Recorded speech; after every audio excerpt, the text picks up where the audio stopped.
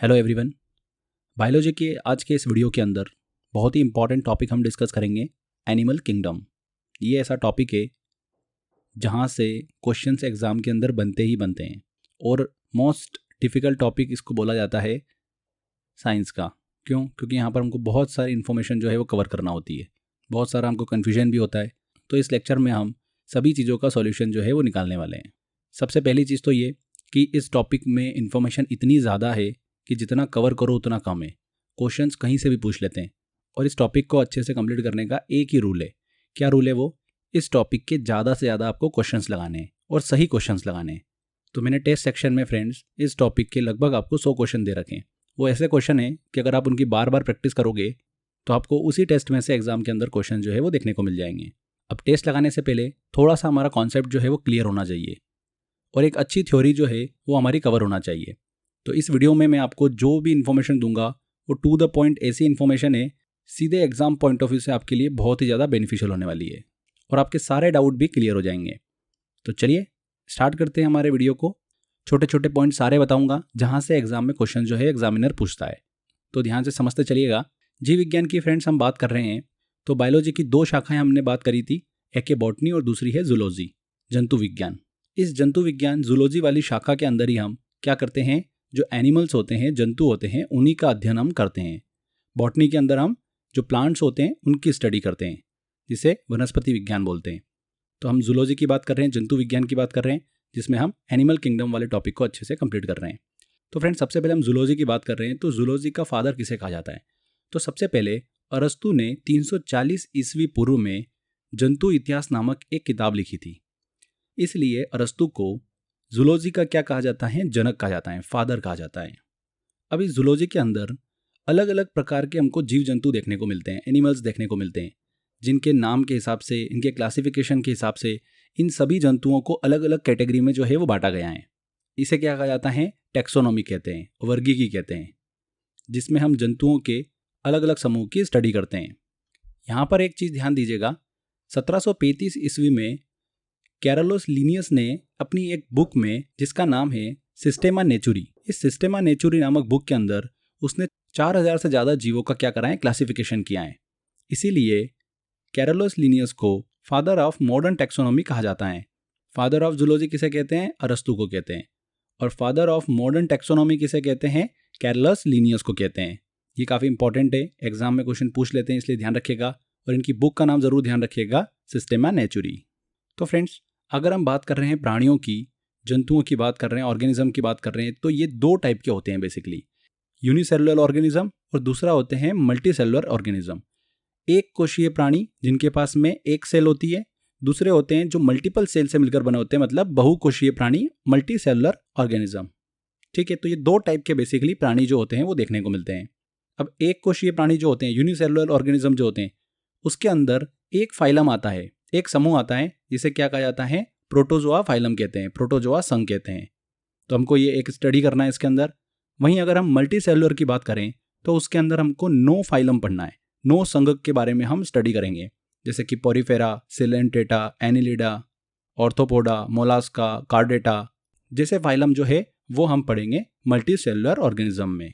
मनुष्य जो होते हैं या फिर आपने एनिमल्स देखे होंगे, ये सब जो होते हैं ये मल्टी सेलुलर के अंदर ही आते हैं, क्योंकि हमारा शरीर जो होता है वो मल्टीपल सेल से मिलकर बना होता है। ठीक है, कॉर्डेटा में हम स्टडी भी करेंगे आगे।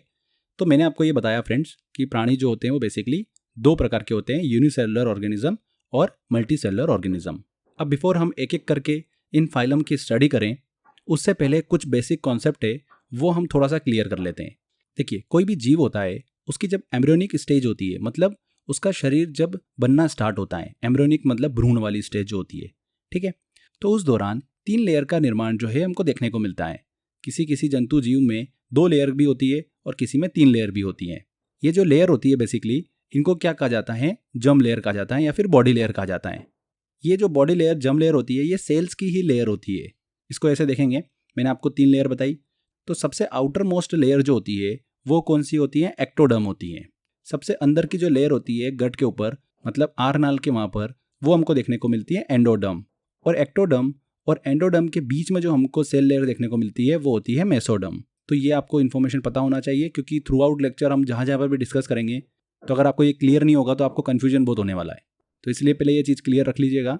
किसी भी जंतु की एम्ब्रियोनिक स्टेज जो होती है वहाँ पर हमको किसी किसी में 2 लेयर देखने को मिलती हैं और किसी किसी में हमको 3 लेयर का निर्माण जो है वो देखने को मिलता है। क्लियर हुआ आपको? तो अभी हमने एनिमल किंगडम के क्लासिफिकेशन की बात करी, तो उसमें यूनिसेलुलर ऑर्गेनिज्म और मल्टीसेलुलर ऑर्गेनिज्म के हिसाब से हमने फाइलम देखे। यूनिसेलुलर ऑर्गेनिज्म के अंदर हमको प्रोटोजोआ फाइलम देखने को मिला, मल्टीसेलुलर के अंदर हमको पोरीफेरा, सिलेंट्रेटा, एनेलिडा, ऑर्थोपोडा और मोलास्का देखने को मिला।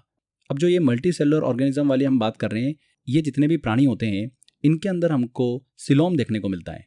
अब सिलोम क्या है ये चीज़ आप समझ लो, उसके बाद हम एक एक करके स्टार्ट करेंगे। सिलोम जो होती है फ्रेंड्स, बेसिकली ये एक खाली जगह होती है। कैविटी को हम क्या बोलते हैं? सिलोम कहते हैं।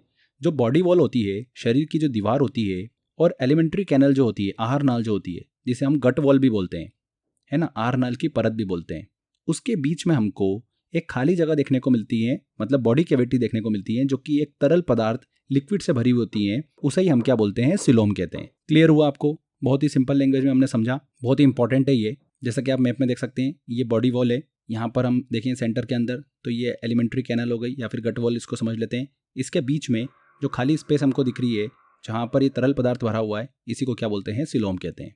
क्लियर? अब सिलोम के भी 3 टाइप होते हैं। एक होता है सिलोमेट्स, दूसरा होता है एसिलोमेट्स और तीसरा होता है सुडोसिलोमेट्स। सिलोमेट्स में क्या होता है फ्रेंड्स? बॉडी कैविटी जो है हमको देखने को मिलती है, खाली जगह जो है उसकी उपस्थिति होती है। अब ये किन किन फाइलम में आता है? एनेलिडा में, ऑर्थोपोडा में, कॉर्डेटा में, मोलास्का में, काइनोमेटा में, इन सभी में बॉडी कैविटी जो है वो देखने को मिलती है। ठीक है, तो ये आते हैं सभी सिलोमेट्स के अंदर। असिलोमेट्स की बात करें, जहाँ पर बॉडी कैविटी की उपस्थिति नहीं होती है, जैसे कि पोरीफेरा, सिलेंट्रेटा, प्लेटीहेल्मिन्थीज, ये सभी जो फाइलम है, संघ है, ये असिलोमेट्स के अंदर आते हैं। मतलब इन जीव जंतुओं में बॉडी कैविटी जो होती है उसकी प्रेजेंस नहीं होती है। एंड लास्ट में सुडोसिलोमेट्स की बात करें तो इसमें फॉल्स बॉडी कैविटी जो है, झूठी गुहाएं हमको देखने को मिलती हैं। ट्रू बॉडी कैविटी नहीं देखने को मिलती हैं, जैसे कि सिलोमेट्स में हमको देखने को मिलती हैं। तो इसके अंदर एक फाइलम आता है, एक संघ आता है, जो कि है एस्केल्मिन्थीज। तो ये क्लियर हुआ आपको? बहुत ही इंपॉर्टेंट है ये। यहाँ से आजकल क्या हो रहा है, क्वेश्चंस बन रहे हैं, इसीलिए मैंने आपको ये क्लियर करवाया है। ठीक है, तो इस तरीके से यूनिसेलुलर ऑर्गेनिज्म के अंदर सिलोम के हिसाब से इनकी जो कैटेगरी है वो भी हमने डिस्कस कर ली। चलिए, अब हम सबसे पहले बात करते हैं यूनिसेलुलर के अंदर आने वाले सिर्फ एकमात्र संघ, प्रोटोजोआ संघ की, प्रोटोजोआ फाइलम की। ठीक है, प्रोटोजोआ संघ, जैसा कि हमने डेफिनेशन में समझा था कि ये जो प्राणी होते हैं ये यूनिसेलुलर होते हैं, मतलब एक कोशीय होते हैं, एक सेल से मिलकर बने होते हैं। प्रोटोजोआ जो होते हैं फ्रेंड्स, ये पृथ्वी की उत्पत्ति के समय सबसे पहले पाए जाने वाले जीव थे। प्रोटोजोआ शब्द का प्रयोग जो है सबसे पहले किसने किया था? गोल्डफर्स ने किया था। प्रोटोजोआ जो होते हैं वो बहुत ही साधारण और एक कोशीय, मतलब यूनिसेलुलर ऑर्गेनिज्म होते हैं, बहुत ही छोटे होते हैं, सूक्ष्म होते हैं।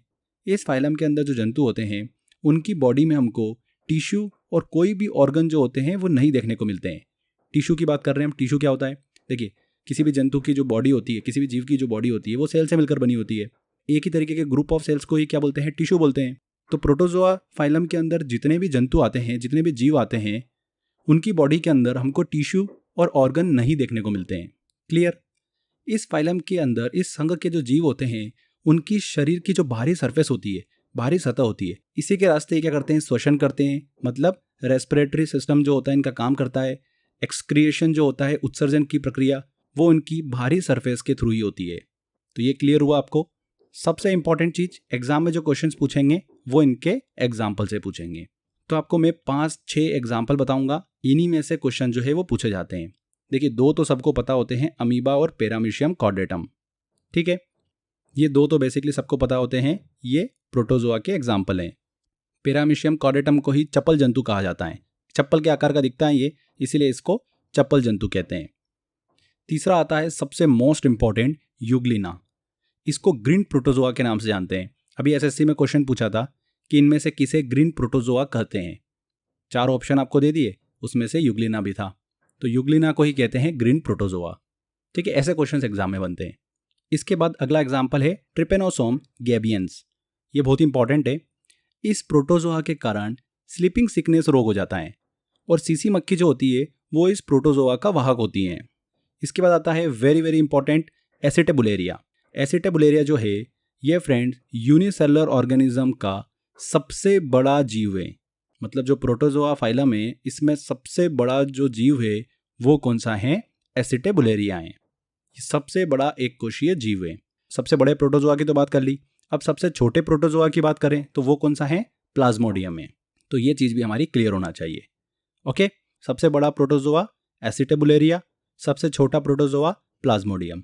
इन सभी एग्जाम्पल से क्वेश्चन जो है एग्जाम में पूछे जा चुके हैं। तो ये फ्रेंड्स हमारा यूनिसेलुलर ऑर्गेनिज्म के अंदर आने वाला एक फाइलम प्रोटोजोआ फाइलम हमने अच्छे से क्लियर कर लिया। ओके, अब बात करेंगे हम नो फाइलम की, जो मल्टी सेलुलर ऑर्गेनिज्म के अंदर आते हैं, बहुकोशीय जीव के अंदर आते हैं। एक एक करके हम सभी को डिस्कस करेंगे। पोरीफेरा, सिलेंट्रेटा, एनिलिडा, बहुत सारे हैं। सबसे पहले हम बात करते हैं पोरीफेरा की। इस फाइलम का नाम क्या है? पोरीफेरा। पोरीफेरा, पोर साउंड आ रहा है आपको यहाँ पर स्टार्टिंग में, और पोर क्या होता है? छिद्र होता है। तो इस टाइप जितने भी जंतु होते हैं उनके अंदर हमको छिद्र देखने को मिलते हैं, मतलब पोर्स देखने को मिलते हैं। और इस फाइलम में आने वाले जितने भी जंतु होते हैं ये सारे के सारे खारे पानी में पाए जाते हैं। और खारा पानी जो होता है वो समुद्र का होता है, मतलब समुद्री चट्टान और जो ठोस पदार्थ होते हैं वहाँ पर ये सारे जंतु जो हैं वो पाए जाते हैं। समुद्र के अंदर जो है बेसिकली हमको ये जीव जंतु देखने को मिलते हैं। जैसा कि मैंने अभी आपको बताया कि इन जंतुओं के शरीर पर छिद्र जो है वो देखने को मिलते हैं। तो उन छिद्र को, जो उन पोर्स को क्या कहा जाता है? ऑस्टिया कहा जाता है। क्या कहा जाता है? ऑस्टिया। और ये जो छिद्र हमने डिस्कस करे, इन्हीं छिद्र से जल, ऑक्सीजन, जो खाना होता है इनका, वो इनके शरीर में पहुंचता है। इन जीवों के शरीर में हमको आगे की तरफ, आगे सिरे पर एक बड़ा सा छिद्र देखने को मिलता है। इसे क्या बोलते हैं? हम ऑस्कुलम बोलते हैं। ये बहुत इंपॉर्टेंट है। जैसा कि आप मैप में देख रहे होंगे, देखिए ऊपर ऊपर हमको यहाँ पर इनके एक बड़ा सा छेद देखने को मिलता है, एक बड़ा सा पोर हमको नजर आता है, जो कि क्या होता है? ऑस्कुलम होता है। ये चीज क्लियर हुई आपको? पोरीफेरा फाइलम के अंदर आने वाले जितने भी जीव जंतु होते हैं ये इररेगुलर शेप के होते हैं, मतलब अनियमित इनका आकार होता है। ये जीव जो होते हैं एक स्थान से दूसरे स्थान पर गति नहीं करते हैं, जहां पर होते हैं वहीं पर ही रहते हैं। सबसे इंपॉर्टेंट चीज ध्यान रखिएगा, इस पोरीफेरा फाइलम के अंदर आने वाले जीवों को स्पॉन्ज कहा जाता है। क्या कहा जाता है? स्पॉन्ज। स्पंज के नाम से भी इनको जाना जाता है। इस फाइलम के जो जीव होते हैं वो, जैसे कि हमने स्टार्टिंग में डिस्कस किया, मल्टी सेलुलर होते हैं, मल्टीपल सेल से मिलकर बने होते हैं, जिनमें क्या होता है फ्रेंड्स? कैनल सिस्टम जो है वो देखने को मिलता है, मतलब नाल तंत्र जो होता है वो देखने को मिलता है। और ये जो कैनल सिस्टम होता है इसका काम क्या होता है? पूरे शरीर में जल का प्रवाह करना, वाटर फ्लो को मैनेज करना। तो कैनल सिस्टम हमको किस में देखने को मिलता है? स्पॉन्ज में देखने को मिलता है, पोरीफेरा के अंदर देखने को मिलता है। ये एग्जाम के अंदर क्वेश्चन पूछ लिया था, ऐसे क्वेश्चंस बनते हैं एग्जाम में। इसके अलावा पोरीफेरा संघ के सदस्यों में हमको एक अलग टाइप की सेल भी देखने को मिलती है, जो कि है कॉलर सेल। बहुत ही इंपॉर्टेंट है ये, यहाँ से एग्जाम में क्वेश्चन पूछा गया था। कॉलर सेल बोल लो, या फिर क्वाइनोसाइट्स बोल लो, या फिर फ्लैगलेटेड सेल बोल लो, ये तीनों जो है वो एक ही है। किसी भी नाम से एग्जाम के अंदर क्वेश्चन पूछ लेते हैं। अब देखो, जैसा कि आप डायग्राम देख रहे होंगे, ये क्या है? एक स्पॉन्ज है। पोरीफेरा संघ के अंदर आने वाला एक जीव है, एक स्पॉन्ज है, ठीक है। अब इसकी जो बाहरी सरफेस आपको दिख रही है ये क्या है? मेसेंचियम है। इसके अंदर जो हमको लेयर देखने को मिलती है उसे क्या बोलते हैं? क्वाइनोडर्म बोलते हैं। और इसी क्वाइनोडर्म में जो क्वाइनोसाइट्स होते हैं, मतलब कॉलर सेल जो होती है, ये धसी हुई होती है। आपको दिख रहा है यहाँ पर, ये देखिए ये सेल है। आपको यहाँ पे साइड में एक इमेज भी दिख रही होगी, इसी को क्या बोलते हैं? कॉलर सेल बोलते हैं। इस कॉलर सेल के देखिए अंदर आपको एक पीछे की तरफ में एक रस्सी जैसा हमको यहाँ पर शेप दिख रहा है, एक धागे जैसा। ये जो धागा जैसा दिख रहा है आपको, इसको क्या बोलते हैं? फ्लागेला बोलते हैं।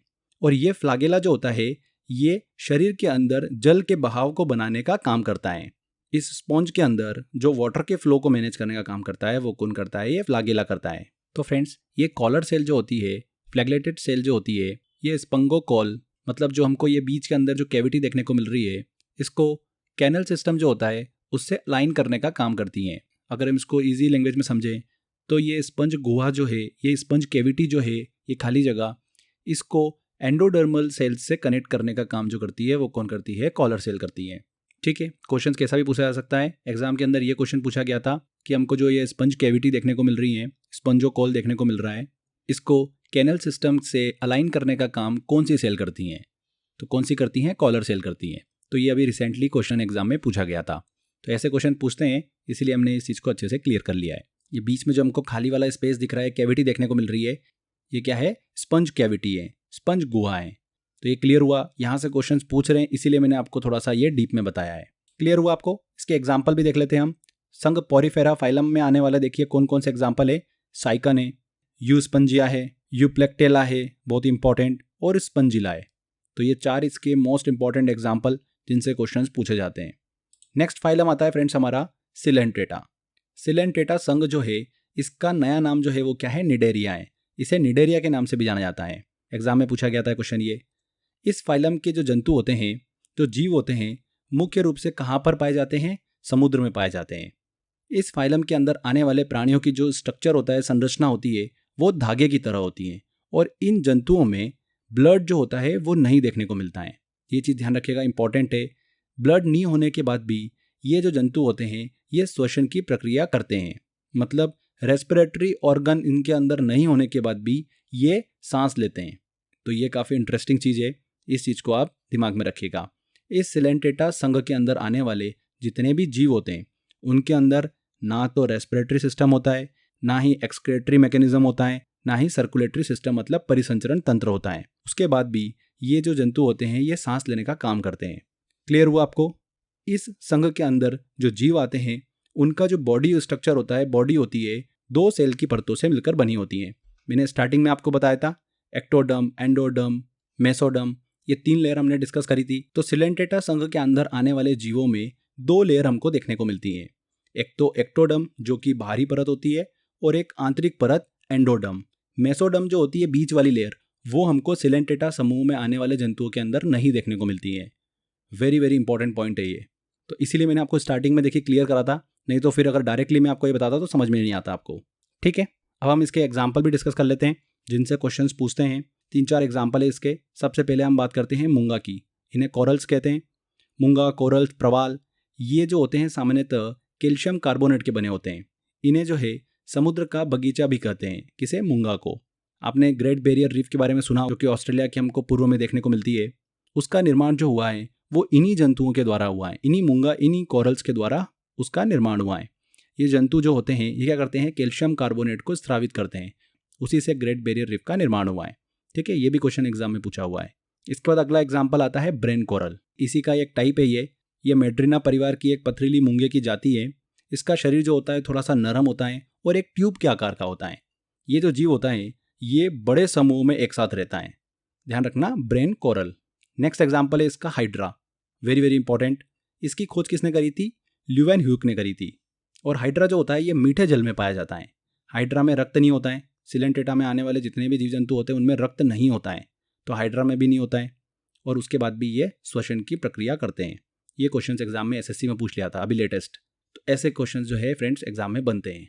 मैं आपको वहाँ पर भी बताते चल रहा हूँ जहाँ से क्वेश्चन बन रहे हैं, जिससे कि आप अच्छे से फोकस्ड होकर उस सेक्शन को अच्छे से कंप्लीट करो। नेक्स्ट एग्जाम्पल आता है ओलेरिया। ये भी एग्जाम में पूछा हुआ क्वेश्चन है। इसे क्या कहा जाता है? जेली फिश के नाम से जाना जाता है। बहुत ही इंपॉर्टेंट है। 4 एग्जाम्पल, मूंगा, कोरल्स, हाइड्रा, ब्रेन कोरल और ओरेलिया, जिसे जेली फिश के नाम से भी जाना जाता है। नेक्स्ट फाइलम की तरफ चलते हैं। अगला संघ आता है हमारा प्लेटीहेल्मिन्थीज। इस संघ में, इस फाइलम के अंदर आने वाले जीवों को फ्लैट वॉर्म्स या फिर टैप वॉर्म के नाम से जाना जाता है, चपटेक्रमी या फिर फीताक्रमी के नाम से। इंपॉर्टेंट है ये चीज। इन जीवों का शरीर जो होता है वो एकदम फ्लैट होता है, चपटा होता है और बहुत ही सॉफ्ट होता है। बेसिकली ये एक पत्ते की तरह दिखाई देते हैं। इन सभी जीवों में एलिमेंट्री कैनल जो होती है, आहार नाल, वो हमको नहीं देखने को मिलती है। इसीलिए ये सभी जीव जो है वो दूसरों पर आश्रित होते हैं, मतलब परजीवी होते हैं, पैरासाइट होते हैं। पैरासाइट का मतलब यही होता है कि वो जीव जो कि अपने खाने के लिए दूसरों पर आश्रित होते हैं, उन्हें क्या बोला जाता है? पैरासाइट बोला जाता है या फिर परजीवी बोला जाता है। क्लियर हुआ आपको? ये जो पैरासाइट होते हैं ये हमारे फ्रेंड्स यकृत में पाए जाते हैं, जो हमारा लीवर होता है वहाँ पर हमको देखने को मिलते हैं। ये सभी जो जीव है इनका जो स्थान होता है बेसिकली वो कहाँ होता है? मनुष्यों के अंदर, पालतू पशु, जंगली जंतु जो होते हैं उनमें ये आश्रय करते हैं और इन्हीं की सतह से अपने खाद्य पदार्थों का क्या करते हैं? एब्जॉर्प्शन करते रहते हैं। जैसा कि अभी हमने डिस्कस किया, परजीवी होते हैं, पैरासाइट होते हैं। इनके एग्जाम्पल अगर हम देखें तो 3 मोस्ट इंपॉर्टेंट है। प्लेनेरिया, ये जो फ्लैटवॉर्म है ये ताजे जल की एक चपटी कृमि है, मतलब फ्लैटवॉर्म है। इसके अलावा फेसियोला, ये लीवर फ्यूक वॉर्म है। और तीसरा आता है टीनिया सोलियम, ये एक टैप वॉर्म है, मतलब फीताक्रमी है, जो कि मनुष्य की आंत में पाया जाने वाला एक एंडोपेरासाइट है, अंत परजीवी है। वेरी वेरी इंपॉर्टेंट है टीनिया सोलियम। देखिए फ्रेंड्स, टीनिया जो है ये एक टैप वॉर्म है, ये आप जरूर ध्यान रखिएगा, बहुत ही इंपॉर्टेंट है ये चीज। तो यहाँ पर ये हमारा प्लेटीहेल्मिन्थीज फाइलम जो है ये कंप्लीट होता है। अगले संघ की तरफ चलते हैं। अगला फाइलम आता है हमारा एस्केलमिन्थीज। बहुत ही इंपॉर्टेंट है। मैंने आपको स्टार्टिंग में बताया भी था, सूडोसिलेमेट्स के अंदर हमको एक एग्जाम्पल देखने को मिलता है जो कि है एस्केलमिंथीज का। मतलब इसमें फॉल्स बॉडी कैविटी देखने को मिलती हैं, झूठी गुहाएं देखने को मिलती हैं। ट्रू बॉडी कैविटी जो है इन जीवों में हमको नहीं देखने को मिलती हैं, जैसा कि हमको सिलोमेट्स के अंदर देखने को मिलती थी। एस्केलमिंथीज की बात करें फ्रेंड्स हम, तो इसको निमेटोडा के नाम से भी जाना जाता है। ये बेसिकली राउंड वॉर्म्स होती है, गोल कृमि होती है, और ये अधिकतर बच्चों में बीमारी फैलाती है, और ये अधिकतर बच्चों में बीमारी फैलाते हैं। एग्जाम में ऐसा क्वेश्चन पूछ लिया था कि इनमें से कौन गोल कृमि है, राउंड वॉर्म्स हैं, कौन है? एस्केलमिंथीज हैं। इन जीवों का जो आकार होता है वो गोल होता है, और ये फ्री लिविंग और पैरासाइट दोनों टाइप के हो सकते हैं। पैरासाइट प्रवृत्ति के भी हो सकते हैं और फ्री लिविंग भी हो सकते हैं।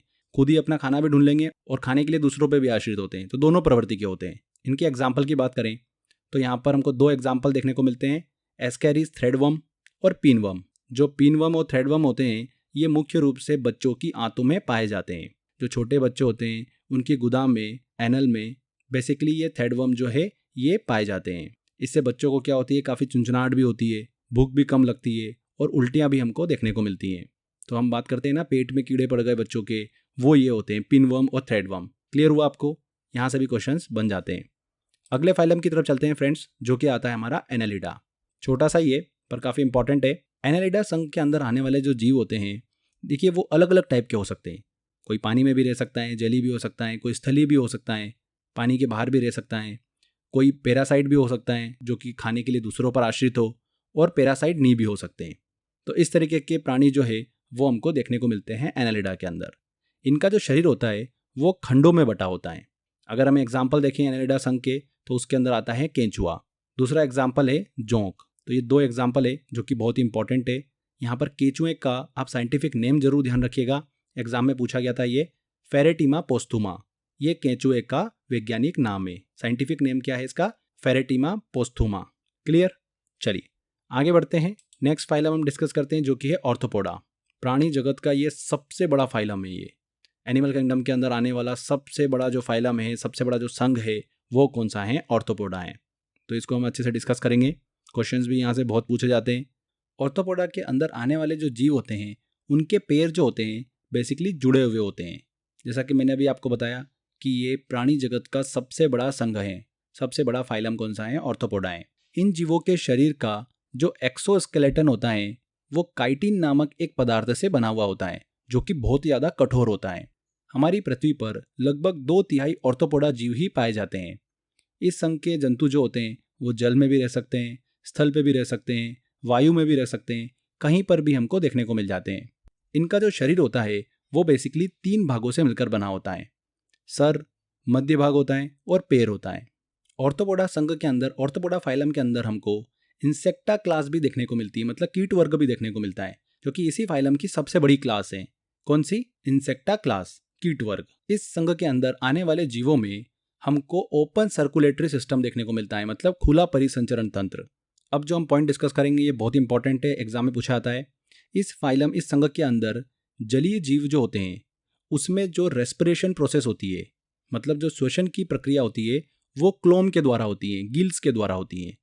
जबकि इस संघ के अंदर आने वाले स्थलीय जीव जो होते हैं, लैंड क्रिएचर्स जो होते हैं, उनमें जो रेस्पिरेशन होता है, श्वसन की जो प्रोसेस होती है, वो ट्रेकिया के द्वारा होती है, श्वास नली के द्वारा होती है।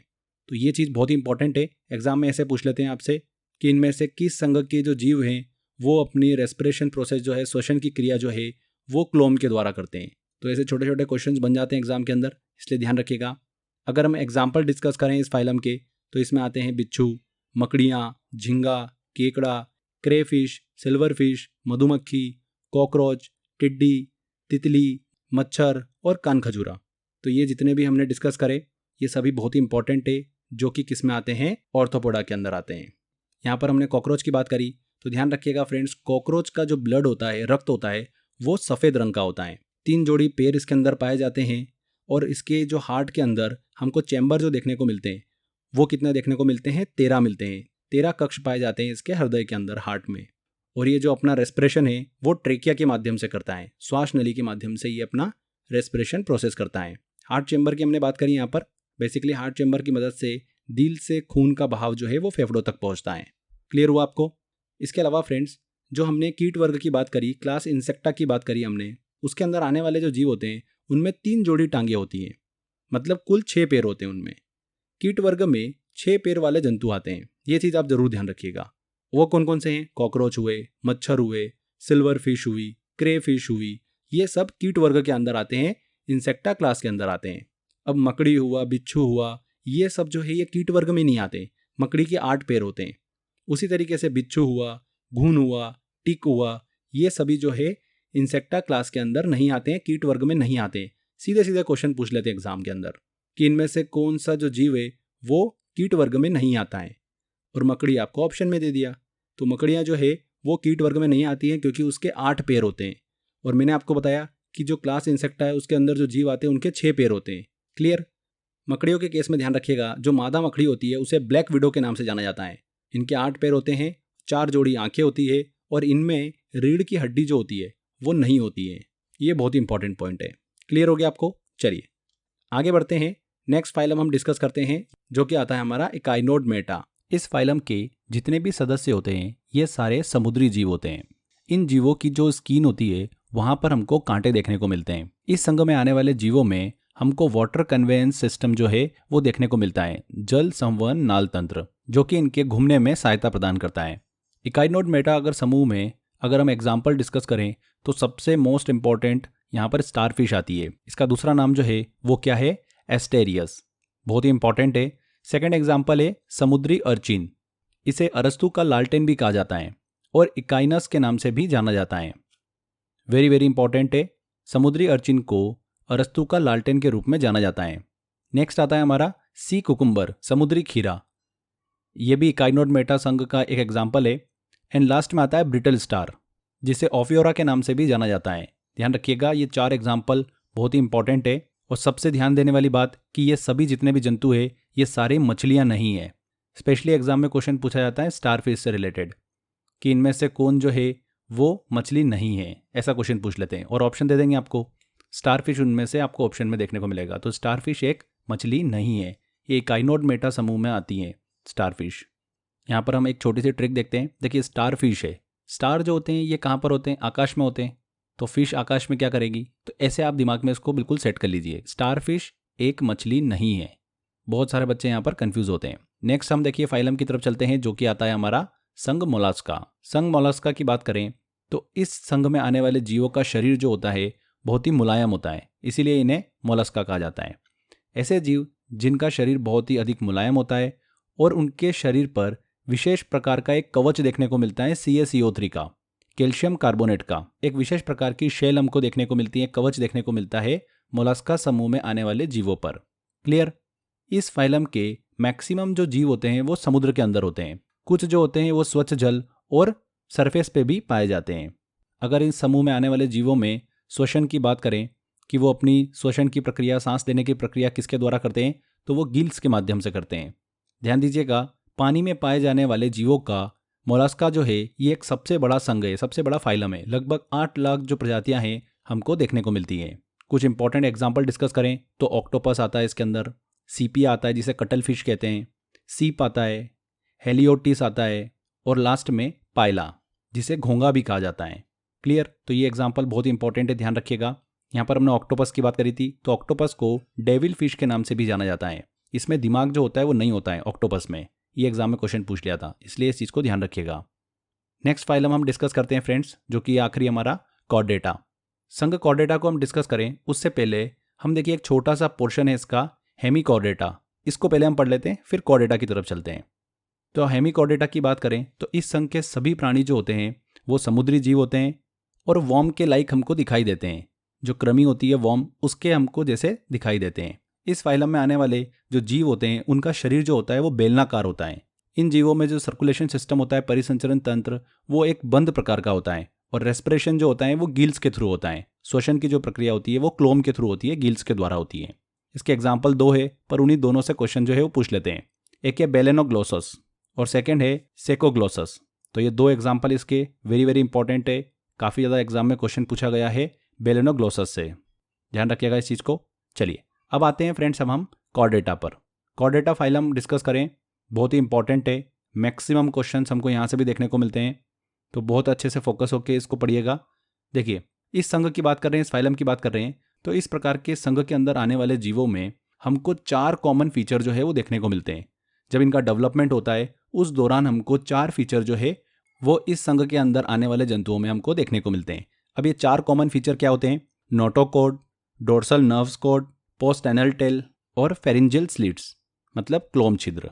हिंदी में भी इनके नाम है पृष्ठ रज्जु, तंत्रिका रज्जु, पश्च पुच्छ और क्लोम छिद्र। तो ये 4 जो कॉमन फीचर हैं ये इस संघ में आने वाले जंतुओं में हमको डेवलपमेंट के दौरान देखने को मिलते हैं।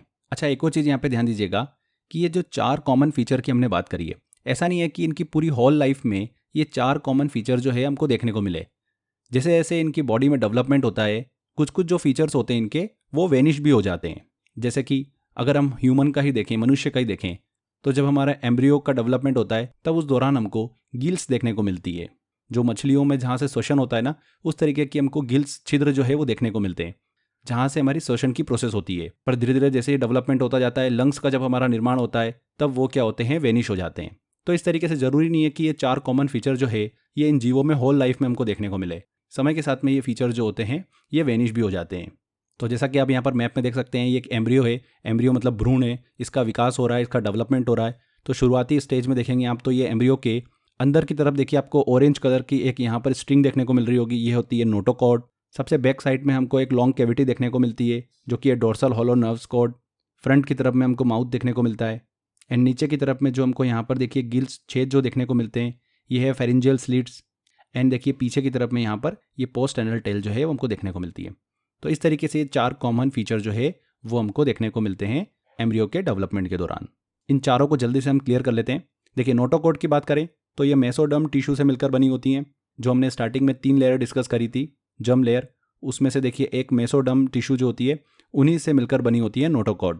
ये बेसिकली कार्टिलेज से मिलकर बनी होती हैं, उपास्थि से मिलकर बनी होती हैं, जो बहुत ही लचीली होती हैं, फ्लेक्सिबल होती हैं। और इसका काम क्या होता है, नर्व कॉर्ड जो है उसको सपोर्ट देना, जो डोर्सल नर्व्स कॉर्ड है उसको सपोर्ट करना। इसके बाद आती है डोर्सल नर्व्स कॉर्ड। ये एक्टोडर्म टिश्यू से मिलकर बनी होती हैं और नर्व्स फाइबर का एक समूह होती हैं जो कि मस्तिष्क ब्रेन को मसल्स और शरीर के अन्य अंगों से कनेक्ट करती हैं, डोर्सल नर्व्स कॉर्ड। इसके बाद आती है पोस्ट एनल टेल। ये शरीर के पीछे वाले भाग पर हमको देखने को मिलती है। कुछ जीवों में जो पूंछ में हमको स्केलेटन मसल जो है वो देखने को मिलती हैं, जो कि उन्हें संतुलन, बैलेंस बनाने और मूवमेंट करने में मदद करती हैं। एंड लास्ट में फेरिंजियल स्लिट्स की बात करें, क्लोम छिद्र की, तो जैसा कि आप यहाँ पर देखिए मैप में देख सकते हैं, यहाँ पर देखिए हमको गिल्स जो दिख रहे हैं, ये जो हमको लंबे लंबे छेद देखने को मिल रहे हैं, ये मुंह को गले से जोड़ती है और वाटर फ्लो को कंट्रोल करने का काम करती हैं। तो ये कॉमन 4 फीचर है। आजकल एग्जाम के अंदर इनसे क्वेश्चंस पूछ रहे हैं, इसीलिए हमने ये चीज़ अच्छे से डिस्कस कर ली है। अब हम बात करते हैं कि इस कॉर्डेटा फाइलम के अंदर कौन कौन से जीव हमको देखने को मिलते हैं। तो इस संघ के अंदर हमको कछुआ, मछली, सांप, तोता, चीता, मनुष्य भी आता है इसके अंदर, बकरी, घोड़ा, हाथी, ये सभी जंतु जो होते हैं वो इसी संघ में आते हैं। अब कॉर्डेटा वर्ग को समझने के लिए छोटे छोटे वर्गों में इसे डिवाइड किया गया है, जैसे कि मत्स्य वर्ग हो गया, क्लास पीसेस हो गया, फिर एम्फीबिया हो गया, उभयचर वर्ग हो गया, रेप्टिलियन हो गया, सरीसर्प वर्ग जहाँ पर हमको सांप की कैटेगरी देखने को मिलती है, फिर एविस आ गया, पक्षी वर्ग, और लास्ट में मैमेलिया जहाँ पर स्तनधारी वर्ग की बात होती है। इसी में मनुष्य आते हैं। तो चलिए एक एक करके सभी वर्गों को हम डिस्कस करते हैं। सबसे पहले हम बात करते हैं मत्स्य वर्ग की। इसके अंतर्गत मछलियाँ आती है। बेसिकली मछलियाँ जो होती है वो अपना जो रेस्पिरेशन है, श्वसन की जो प्रक्रिया होती है वो किसके थ्रू करती हैं, गिल्स के थ्रू करती हैं।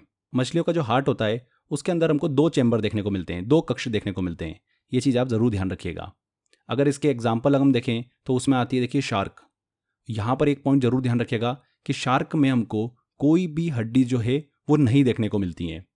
शार्क में कोई भी हड्डी उपस्थित नहीं होती है। इसे डॉग फिश के नाम से भी जाना जाता है। किसे? शार्क को।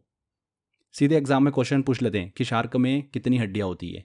आपको ऑप्शन दे देंगे 10, 250, 0 और 300। तो 0 हड्डियाँ होती है इसके अंदर। नेक्स्ट आता है एग्जाम्पल हमारा हिप्पोकैम्पस। बहुत ही इंपॉर्टेंट है और बहुत बार क्वेश्चन यहाँ से पूछा है।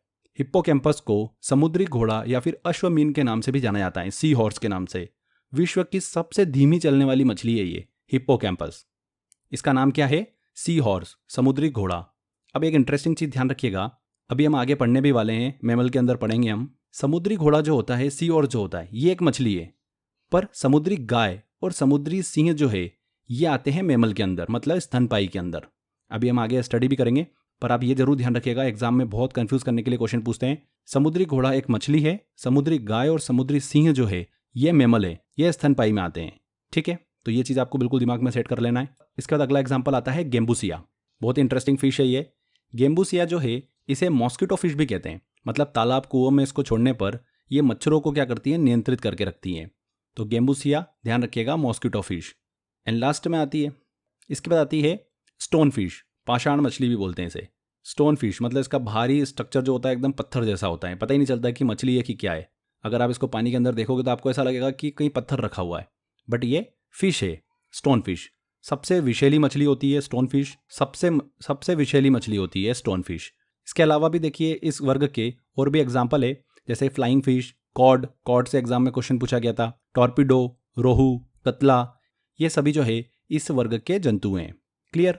यहाँ पर ये ध्यान रखिएगा, डॉल्फिन, वेल, तारा झींगा, पेंगुइन ये मछलियों में नहीं आते हैं, तो इनको लेकर भी क्वेश्चंस आपसे पूछ सकते हैं। आगे बात करते हैं, नेक्स्ट क्लास आती है हमारी एम्फीबिया।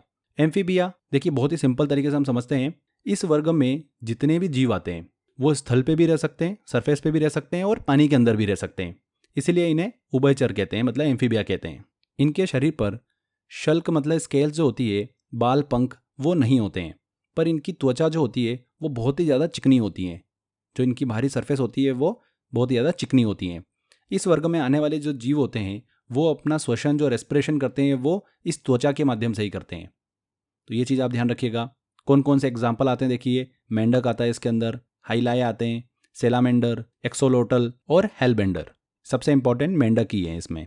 तो एम्फीबिया में आते हैं मेंढक। मेंढक के अगर हम हार्ट की बात करें तो उसके अंदर 3 हमको चैम्बर देखने को मिलते हैं, 3 कक्ष देखने को मिलते हैं। मछलियों में 2 और मेंढक के अंदर 3, ये चीज़ आप ध्यान रखिएगा। नेक्स्ट आते हैं हमारे रेप्टेलिया क्लास, सरीसर्प वर्ग।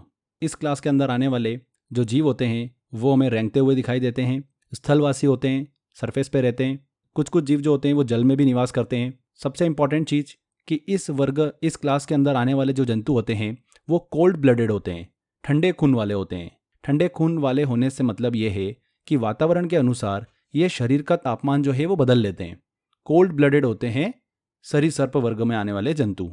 क्लियर? बहुत इंपॉर्टेंट है, सीधे क्वेश्चन पूछते हैं यहाँ से। इसके एग्जाम्पल डिस्कस करें तो इसके अंदर कछुआ, घरेलू छिपकली, अजगर, मगरमच्छ, एलिगेटर, डेक्रो बहुत इंपॉर्टेंट है। ये सभी इसके एग्जाम्पल हैं। एक एक करके इन एग्जाम्पल को भी डिस्कस करेंगे फ्रेंड्स। देखिए सबसे पहले हम बात करते हैं इंपॉर्टेंट चीज़, किंग कोबरा। किंग कोबरा एकमात्र ऐसा सांप है, ये क्या करता है, अंडों की सुरक्षा के लिए घोंसले का निर्माण करता है, और इसका जो भोजन होता है वो क्या होते हैं, दूसरे सांप होते हैं। इसके बाद अगला सांप आता है वाइपर रसेली। ये बहुत इंटरेस्टिंग है, ये एकमात्र ऐसा सांप है जो कि अंडों की जगह पर सीधे बच्चों को जन्म देता है, वाइपर रसेली। नेक्स्ट आता है रिटल सांप, दुनिया का सबसे ज़्यादा विषैला सांप होता है, रिटल स्नेक। ओके, नेक्स्ट आता है हमारा हाइड्रोफिश। हाइड्रोफिश जो है बेसिकली इसे समुद्री सांप भी कहा जाता है, पानी के अंदर ये पाया जाता है हाइड्रोफिश। तो ये चारों जो है स्नेक की कैटेगरी दिमाग में रखिएगा, काफ़ी इंपॉर्टेंट है। नेक्स्ट हम बात करते हैं छिपकली की। तो डेक्रो जो है ये एकमात्र उड़ने वाली छिपकली है। कौन सी? डेक्रो। ये एग्जाम में क्वेश्चन पूछा गया था, इसलिए ध्यान रखिएगा। और हिलोडर्मा नामक एक छिपकली होती है, ये दुनिया की एकमात्र जहरीली छिपकली है। कौन सी? हिलोडर्मा। नेक्स्ट इस क्लास के अंदर आते हैं डायनासोर। दुनिया का सबसे बड़ा सरीसर्प जो था वो कौन था? डायनासोर था। जुरासिक काल में 65 करोड़ वर्ष पूर्व जो है ये विद्यमान थे। तो ध्यान रखिएगा, सरीसर्प था डायनासोर। ये भी क्वेश्चन एग्जाम में पूछा जा चुका है। अगर हम वर्तमान में सबसे बड़े सरीसर्प की बात करें, रेप्टेलिया की बात करें, कौन है? Komodo dragon. ये दुनिया का वर्तमान में सबसे बड़ा रेप्टेलिया है। नेक्स्ट हम बात करते हैं मगरमच्छ की। तो ये एकमात्र ऐसा सरीसर्प है, रेप्टेलिया है, जिसके हृदय में 4 चेंबर जो है वो पाए जाते हैं, 4 कक्ष जो है वो देखने को मिलते हैं। तो ये कुछ बेसिक चीज़ आपको पता होना चाहिए। लास्ट में एक प्रजाति के बारे में जरूर दिमाग में रखिएगा। टाइफ्लोप्स जो होते हैं ये अंधे सांप की एक प्रजाति होती हैं, और ये सांप जो होते हैं ये बिना जहर वाले होते हैं। कौन? टाइफ्लोप, ब्लाइंड स्नेक्स की एक प्रजाति है। आगे बात करते हैं हम क्लास एविस की, पक्षी वर्ग की। इस वर्ग के अंतर्गत हवा में उड़ने वाले के साथ साथ जमीन पर तेजी से चलने वाले पक्षी भी हमको देखने को मिलते हैं। इस वर्ग के जितने भी जंतु होते हैं, मतलब प्राणी होते हैं, वार्म ब्लडेड होते हैं, मतलब इनके शरीर का तापमान जो है वातावरण के साथ बदलता नहीं है। तो वार्म ब्लडेड कौन है ये जरूर ध्यान रखिएगा, और कोल्ड ब्लडेड कौन है ये भी आप दिमाग में रखिएगा। 3 भागों में इनका शरीर विभाजित होता है, सर, गर्दन और धड़ में। एग्जाम्पल देखें क्लास एविस के, कबूतर, मोर, तोता, ऑस्ट्रिच, कीवी, ये सभी जो हैं क्लास एविस के अंदर आते हैं। कुछ इंपॉर्टेंट पॉइंट्स भी है, जल्दी से डिस्कस करते हैं। ऑस्ट्रिच जो है ये एक दौड़ने वाला बहुत बड़ा पक्षी है जिसे शुतुरमुर्ग के नाम से भी जाना जाता है। और शुतुरमुर्ग पृथ्वी पर सबसे बड़ा जीवित पक्षी है। सबसे बड़ा अगर जीवित पक्षी की बात करें तो कौन है? शुतुरमुर्ग हैं, मतलब ऑस्ट्रिच। जबकि अगर सबसे छोटे पक्षी की बात करें तो वो कौन सा है? हमिंग बर्ड है। इसे हिंदी में बोला जाता है गुंजन पक्षी। तो हमिंग बर्ड दिमाग में रखिएगा, सबसे छोटा पक्षी। और शुतुरमुर्ग जो है ऑस्ट्रिच, ये सबसे बड़ा पक्षी है। जो हमिंग बर्ड है, गुंजन पक्षी, ये एकमात्र ऐसा पक्षी है, एकमात्र ऐसी बर्ड है जो कि पीछे की ओर उड़ता है। मतलब हर डायरेक्शन में ये उड़ सकता है गुंजन पक्षी। सभी पक्षियों में जो सबसे बड़ा अंडा होता है वो किसका होता है? शुतुरमुर्ग का होता है। जबकि सबसे छोटा जो होता है वो हमिंग बर्ड का होता है। आगे देखिए, कीवी की बात करें तो कीवी भी एक दौड़ने वाला पक्षी है जो कि न्यूजीलैंड में पाया जाता है। और इसका वैज्ञानिक नाम जरूर ध्यान रखिएगा, एग्जाम में पूछा गया था। एप्टेरिक्स है। क्या है? एप्टेरिक्स। नेक्स्ट एग्जाम्पल है इसका अवाविल, जिसे स्विफ्ट के नाम से भी जाना जाता है। ये सबसे तेज उड़ने वाला पक्षी है अवाविल। इसी क्लास में हमको एक एग्जाम्पल देखने को मिलता है उल्लू का। और उल्लू जो होता है वो अपने सिर को 360 डिग्री जो है वो घुमा सकता है। अगर हम भारत में राष्ट्रीय पक्षी की बात करें तो वो कौन सा है? मोर है। और मोर का साइंटिफिक नेम एग्जाम में पूछा जाता है, जो कि ध्यान रखिएगा क्या है? पावो क्रिस्टेटस। बहुत इंपॉर्टेंट है, इस चीज को दिमाग में रखिएगा। आगे बात करते हैं फ्रेंड्स अब हम मैमेलिया की, स्तनधारी वर्ग की। मैमेलिया की बात कर रहे हैं हम, स्तनधारी की। तो इस क्लास के अंदर जितने भी प्राणी आते हैं वो अधिक विकसित होते हैं और आइसोथर्मल होते हैं, मतलब समतापी होते हैं। इनके हृदय के अंदर, हार्ट में, हमको 4 चैम्बर देखने को मिलते हैं। कितने? 4 चैम्बर। मैमेलिया क्लास जो है ये बेसिकली 3 सब क्लास में डिवाइडेड हैं। ये 3 सब क्लास कौन कौन सी हैं? प्रोटोथीरिया, मेटाथीरिया और यूथीरिया। बहुत इंपॉर्टेंट है। प्रोटोथीरिया के अंदर जो जंतु आते हैं वो अविकसित होते हैं। मेटाथीरिया के अंदर मध्य विकसित होते हैं। और यूथीरिया के अंदर पूर्ण रूप से विकसित होते हैं, मतलब कंप्लीटली डेवलप्ड हमको यहाँ पर प्राणी देखने को मिलते हैं। एक एक करके इनको समझते हैं हम। सबसे पहले प्रोटोथीरिया की बात करते हैं। तो ये जो मैमेलिया है ये अंडे देने का काम करते हैं। जैसे कि एग्जाम्पल एकिडना, बहुत ही इंपॉर्टेंट है, बहुत बार एग्जाम के अंदर पूछा गया ये। मोनोट्रिम, ये 2 इसके सबसे मोस्ट इंपॉर्टेंट एग्जाम्पल। ठीक है। इसके बाद में मेटाथीरिया की बात करें, इस सब क्लास के अंदर आने वाले जो जंतु होते हैं वो ना तो अंडे देते हैं और ना ही पूर्ण रूप से विकसित बच्चों को जन्म देते हैं, मतलब अपरिपक्व बच्चों को जन्म देते हैं। प्री मैच्योर बच्चों को ये जन्म देने का काम करते हैं मेटाथीरिया के अंदर आने वाले जंतु। एग्जाम्पल के तौर पर कंगारू, कंगारू इसका सबसे अच्छा एग्जाम्पल है। यूथीरिया की बात करें तो इस सब क्लास के अंदर जो जंतु आते हैं वो पूर्ण रूप से विकसित बच्चों को जन्म देते हैं, मतलब डेवलप्ड बेबी को ये बर्थ देते हैं। एग्जाम्पल के तौर पे देखें तो चूहा, खरगोश, कुत्ता, बाघ, लोमड़ी, ब्लू व्हेल, ये एग्जाम में पूछा गया था। भारतीय हाथी हो गया, मनुष्य हो गए, चमगादड़, वेरी वेरी इंपॉर्टेंट, डॉल्फिन, कपी, समुद्री गाय, समुद्री सिंह, ये इसके कुछ एग्जाम्पल हैं। यहाँ पर चमगादड़ जो है ये एकमात्र उड़ने वाला मैमल है। ये जरूर ध्यान रखिएगा, एग्जाम में पूछते हैं, बहुत बार एग्जाम में ये पूछा जा चुका है। ब्लू व्हेल जो है फ्रेंड्स सबसे बड़ा स्तनधारी मतलब मैमेलिया है। और सबसे छोटा मैमेलिया कौन है? श्रू है, स्मॉल माउस भी कहते हैं इसको। तो ये क्लियर हुआ आपको? बहुत ही इंपॉर्टेंट है फ्रेंड्स, ये मैमेलिया से बहुत क्वेश्चंस बनते हैं एग्जाम के अंदर। कुछ इंपॉर्टेंट पॉइंट्स हैं, हम वो भी डिस्कस करते हैं। क्लास एविस और क्लास मैमेलिया के अंदर आने वाले जितने भी जंतु होते हैं ये सारे जंतु समतापी होते हैं, वार्म ब्लडेड होते हैं, जिनका शरीर ताप जो है वो एटमॉस्फेयर के टेम्परेचर से प्रभावित नहीं होता है। ठीक है। व्हेल में सबसे विशालतम दांत वाली अगर व्हेल की बात करें तो वो कौन सी है? स्पर्म व्हेल है। ये चीज़ ध्यान रखिएगा। डॉल्फिन को अगर लेकर डिस्कस करें तो ये एक जलीय जंतु है जो कि मैमेलिया में आता है, फिश में नहीं आता है। ये बहुत ही बुद्धिमानी जीव होता है। गंगा नदी में पाए जाने वाली डॉल्फिन को राष्ट्रीय जलीय जीव के रूप में घोषित किया गया है। क्लियर? तो ये कुछ इंपॉर्टेंट पॉइंट्स थे। अब आगे देखिए फ्रेंड्स, कुछ इंपॉर्टेंट प्रजातियां, स्पीशीज़ को हम डिस्कस करेंगे जिनसे भी एग्जाम के अंदर क्वेश्चंस बनते हैं। छोटा सा सेक्शन है ये, जल्दी से इसको कंप्लीट करते हैं। सबसे पहले हम बात करते हैं एंडेमिक स्पीशीज़ की, मतलब स्थानिक प्रजातियों की। तो जीवों की ये वो प्रजाति होती है जो कि किसी विशेष क्षेत्र में विशेष रूप से पाई जाती हैं। इसके एग्जाम्पल के तौर पे देखें तो आता है इसके अंदर निकोबारी कबूतर। बहुत ही इंपॉर्टेंट है, ये ध्यान रखिएगा इस चीज़ को। ये किस में आता है? एंडेमिक स्पीशीज़ के अंदर आता है। इसके बाद हम बात करें लुप्त प्राय प्रजाति की, तो इसमें वो जीव आते हैं, वो प्रजाति आती हैं जो कि लुप्त होने की कगार पर हैं, जैसे कि गंगा डॉल्फिन। नेक्स्ट आती है वल्नरेबल स्पीशीज़। इसका मतलब क्या होता है? ये वो जीवों की स्पीशीज है, वो प्रजाति है जिनकी संख्या उच्च स्तर तक गिर गई है, जिसके बाद इनके लुप्त प्राय श्रेणी में जाने की संभावना बनी रहती है। इसका एग्जाम्पल है एक सींग वाला गेंडा, काजीरंगा राष्ट्रीय उद्यान में पाए जाते हैं ये, इस चीज को ध्यान रखिएगा। नेक्स्ट आती है एक्सटिंक्ट स्पीशीज, मतलब विलुप्त प्रजातियां जो कि विलुप्त हो चुकी है, ऐसी जीवों की प्रजाति जो वर्तमान में नहीं है, खत्म हो गई है, जिसके अंदर आते हैं तस्मानियाई बाघ। क्लियर? तो ये 4 प्रजातियां, स्पीशीज को हमने डिस्कस किया, इंपॉर्टेंट है ये। आगे हम बात करते हैं, एक टर्म है डीकम्पोजर, अपघटक। ये क्या होते हैं? ये वो जीव होते हैं जो कि डेड ऑर्गेनिक मैटर से अपने न्यूट्रिशन को प्राप्त करते हैं, उन्हीं को क्या बोलते हैं? डीकम्पोजर बोलते हैं, अपघटक बोलते हैं। अब हमारे इकोसिस्टम में बहुत सारे डीकम्पोजर जो है, अपघटक जो है, वो हमको देखने को मिलते हैं। जैसे तालाब के अंदर हमको बैक्टीरिया, कवक, फ्लैगलेट्स, ये बहुत ही इंपॉर्टेंट है, एग्जाम में 2 से 3 बार ये पूछा जा चुका है, ये चीज़ ध्यान रखिएगा। मिट्टी के अंदर पाए जाने वाले अपघटक और डीकम्पोजर की बात करें तो उसमें आते हैं केचुए, फंगस, कवक, कीड़े, बैक्टीरिया, ये सब मिट्टी के अंदर पाए जाते हैं। महासागर के अंदर समुद्री आर्चिन, केकड़ा, हैगफिश जैसे डीकम्पोजर जो है वो पाए जाते हैं। घास के मैदान में बात करें तो एसिडोबैक्टीरिया, दीमक जिसे सफ़ेद चींटी भी कहा जाता है, टर्की टेल मशरूम, ये अपघटक जो है हमको देखने को मिलते हैं, डीकम्पोजर। तो ये कुछ इकोसिस्टम में पाए जाने वाले डीकम्पोजर हमने डिस्कस करें। लास्ट में हम फ्रेंड्स बंदर मतलब मंकी के 2 वर्ग जो है, 2 क्लास, वो डिस्कस करेंगे। ये 2 क्लास कौन कौन से हैं? एक एक कपी वर्ग और दूसरा है वानर वर्ग। बहुत ही इंपॉर्टेंट है। देखिए, कपी वर्ग के अंदर भी हमको 2 टाइप के कपी देखने को मिलते हैं, एक होते हैं हिन कपी और एक होते हैं महाकपी, मतलब आकार के हिसाब से इनको बांटा गया है। तो हिन कपी छोटे आकार के कपी होते हैं, इसमें आते हैं गिबन, ये सबसे छोटे आकार का कपी होता है, वेरी वेरी इंपॉर्टेंट है ये। और महाकपी के अंदर जैसा कि नाम से स्पष्ट है, बड़े आकार के मानव नुमा कपी जो है वो हमको देखने को मिलते हैं, जिसके अंदर हमको चिंपैंजी, गोरिल्ला, ये सब देखने को मिलते हैं महाकपी के अंदर। क्लियर? वानर वर्ग के अंदर आते हैं कौन? लंगूर, जो कि आप आमतौर पर अपने घर के आसपास जो देखते होंगे बंदर, वो इसी क्लास के अंदर हमको देखने को मिलते हैं, वो इसी क्लास के होते हैं। ठीक है? अब बंदर की एक किस्म होती है बबून।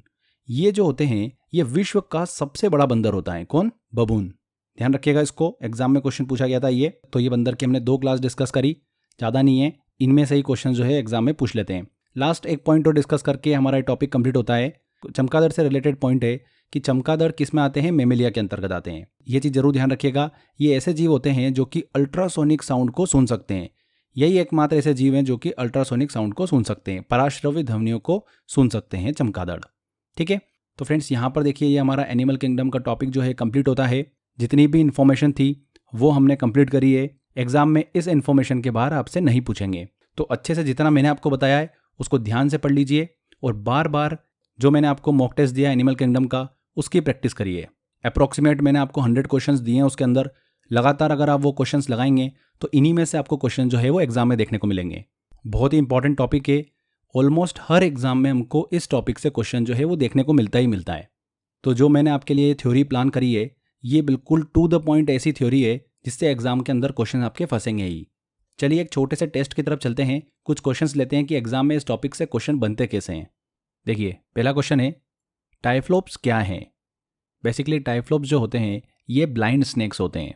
टाइफ्लोप्स के अंदर ब्लाइंड प्रजाति के स्नेक्स जो हैं वो देखने को मिलते हैं। तो बी आंसर यहाँ पर सही होगा। एसएससी में क्वेश्चन पूछा गया था अभी रिसेंटली ये। अगला क्वेश्चन है, बेलनोग्लोसस प्राणी जगत के मतलब एनिमल किंगडम के निम्नलिखित में से किस फाइलम से संबंधित हैं, किस संघ से संबंधित हैं? तो बेलनोग्लोसस जो है ये हेमिकॉर्डेटा के अंदर आते हैं। हेमिकॉर्डेटा हमने डिस्कस किया था, ऐसे जंतु जिनका शेप जो होता है वो बेलन के आकार का होता है। तो बेलनोग्लोसस नाम से स्पष्ट है, हमको ध्यान रखिएगा, हेमिकॉर्डेटा। नेक्स्ट क्वेश्चन है, निम्नलिखित में से कौन कीट वर्ग से संबंधित नहीं है? क्लास इंसेक्टा से संबंधित नहीं है। बिच्छू हुए या फिर मकड़ी हुए, ये कीट वर्ग के अंदर नहीं आते हैं। कीट वर्ग के अंदर वो जंतु आते हैं जिनके 6 पैर होते हैं, और मकड़ी और बिच्छू के 6 पैर से ज़्यादा होते हैं, इसीलिए बिच्छू जो है ये कीट वर्ग के अंदर नहीं आते हैं। अगला क्वेश्चन आता है, मलेरिया परजीवी और अमीबा को किस श्रेणी में रखा जाता है? अमीबा हुए, पैरामीशियम हुए, ये सब जो होते हैं फ्रेंड्स ये प्रोटोजोआ संघ के अंदर आते हैं, यूनिसेलुलर ऑर्गेनिज्म है। A answer. तालाबों और कुओं में निम्न में से किस एक को छोड़ने से मच्छरों के नियंत्रण में मदद मिलती है? तो मच्छरों को नियंत्रित करने वाली मछली कौन सी है? Gambusia. B answer. Green protozoa के नाम से जाना जाता है। ग्रीन प्रोटोजोआ के नाम से किसे जाना जाता है? युग्लिना को। इस तरीके से क्वेश्चन एग्जाम के अंदर पूछे जाते हैं। और देखते हैं हम निम्न में से कौन सी मछली नहीं है? स्टारफिश जो है ये मछली नहीं है। स्टारफिश जो है ये काइनोड मेटा संघ के अंदर आती है और इसे एस्टेरियस के नाम से जाना जाता है। स्टारफिश मछली नहीं है। अगला क्वेश्चन आता है, सबसे बड़ा मेमेलिया कौन सा है? स्तनपायी जीव जो है वो कौन सा है? तो ब्लू व्हेल जो है ये सबसे बड़ा स्तनपायी है, मेमेलिया है। कोरल रीफ का निर्माण किसके द्वारा होता है? तो सिलेंटेटा संघ के अंदर आने वाले जंतु जो होते हैं वो कोरल रीफ का निर्माण करते हैं और ये जंतु जो होते हैं कैल्शियम कार्बोनेट को स्रावित करते हैं, उसी से इसका निर्माण होता है। सिलेंटेटा संघ के अंदर हमको देखने को मिलते हैं। जेलीफिश के नाम से जाना जाता है, तो ऑरेलिया को जेलीफिश के नाम से जाना जाता है। C answer. फ्लैट वॉर्म्स चपटे कृमियों को किस संघ के अंतर्गत रखा गया है? फ्लैट वॉर्म्स या फिर टैप वॉर्म्स जो होते हैं ये सब प्लेटीहेल्मिन्थीज के अंदर आते हैं और इनके एग्जाम्पल हमने डिस्कस किए थे। प्लेनेरिया, फेसियोला, टीनिया सोलियम, ये सभी एग्जाम्पल हैं प्लेटीहेल्मिन्थीज के। तो ये आंसर। निम्नलिखित में से जो नियत तापी प्राणी होते हैं वार्म ब्लडेड, वो कौन सा है? मतलब समतापी, नेचर के टेम्परेचर से उसको कोई भी प्रभाव नहीं पड़ता है। तो चमगादड़ जो होते हैं ये वार्म ब्लडेड होते हैं। सांप जो होते हैं कोल्ड ब्लडेड होते हैं।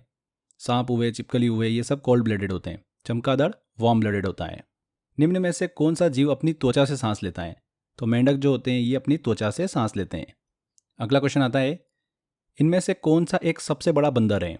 तो बबून जो बंदर की एक किस्म है ये सबसे बड़ा बंदर है। B answer. सबसे छोटा जो होता है वो कौन सा होता है? गिबन। गिबन जो होते हैं ये हिंद कपी होते हैं जो कि आकार में सबसे छोटे कपी होते हैं। नेक्स्ट लेते हैं क्वेश्चन, निम्नलिखित में से किस जानवर में रीढ़ की हड्डी नहीं होती है? तो मकड़ियों के अंदर रीढ़ की हड्डी नहीं पाई जाती है। B answer. लास्ट क्वेश्चन है, निम्नलिखित में से कौन सी कोशिका फाइलम पोरीफेरा के सदस्यों में स्पंगोकोल मतलब स्पंज गुहा जो होती है और कैनल जो होती है उनको अलाइन करने का काम करती हैं? तो स्पंगोकोल और कैनल सिस्टम को अलाइन करने का काम जो करती है वो कौन सी करती हैं? कॉलर कोशिका करती हैं, कॉलर सेल। बी आंसर यहाँ पर सही होगा। तो फ्रेंड्स इस तरीके से देखिए क्वेश्चन जो है वो एग्जाम के अंदर पूछे जाते हैं। हमने सारे क्वेश्चंस बड़ी आसानी से लगा लिए। आई होप आपने भी सब सॉल्व कर लिए होंगे। अच्छे से थ्योरी आपको पढ़ना पड़ेगा, समझना पड़ेगा इसको, तब आपसे सारे क्वेश्चन जो है बड़ी आसानी से लग जाएंगे। टेस्ट के अंदर मैंने लगभग 100 क्वेश्चन के आसपास आपको दे रखे हैं, तो आप बार बार उनकी अच्छे से प्रैक्टिस करिए। क्वेश्चन आपका 100% इसी में से देखने को मिलेगा आपको। बहुत इंपॉर्टेंट टॉपिक है, अच्छे से मेहनत करते रहिए, 100% आपको सफलता मिलेगी। तो आज के सेशन में इतना ही। काफ़ी बड़ा सेशन था हमारा, बट बहुत इंपॉर्टेंट है, इसलिए मैंने इसको एक ही वीडियो में कंप्लीट किया है। हम चाहते थे इसको थोड़ा थोड़ा कर करके 3-4 लेक्चर्स में पढ़ सकते थे, बट वो हमारे लिए ही कन्फ्यूजन होता, इसीलिए हमने इसको सिंगल वीडियो के अंदर ख़त्म किया है और आपको भी सिंगल वीडियो में ही ख़त्म करना है इसको। ठीक है, चलिए मिलते हैं नेक्स्ट वीडियो में। Bye bye.